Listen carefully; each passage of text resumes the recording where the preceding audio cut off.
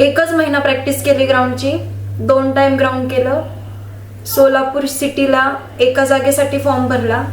ग्राउंडला 45 mark, लेखीला 62 mark घेऊन मी 105ला तिथं भरती झाले. मग भरती झाले, त्यात पण कन्फ्युजन असं, ग्राउंड दिलं.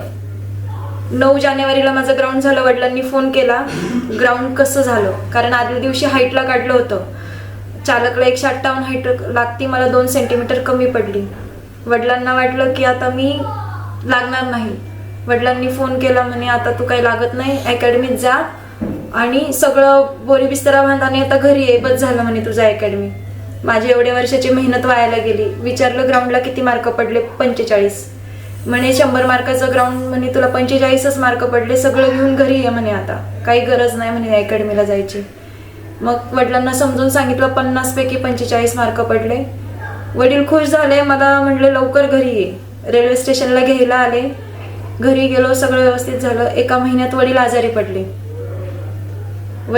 पडले. तिथंच मी खचून गेले, कारण सपोर्ट सिस्टीम घरामध्ये फक्त वडीलच होते.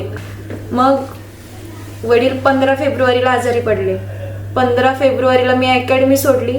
16 फेब्रुवारीपासून वडिलांना पुण्यातल्या दीनानाथ मंगेशकरला ॲडमिट केलं. तिथं गेलो. मग तिथं कंटिन्यू मी वडिलांसोबतच होते. अभ्यास नाही, काय नाही. 2 एप्रिलला पेपर होता. 1 एप्रिलला वडील म्हणले तू जा पेपरला.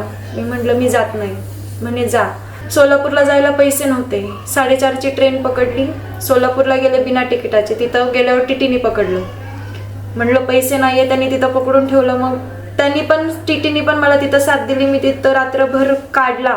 रेल्वे स्टेशनला रात्रभर राहिले. 8 वाजता पोचले. 8 वाजल्यापासून सकाळी 6 वाजेपर्यंत प्लॅटफॉर्मला झोपले. तिथून रिक्षाला पण पैसे नव्हते. मग इथून तिथून मुलींकडनं पैसे मागितले. रिक्षाने गेले, पेपर दिला, परत आले.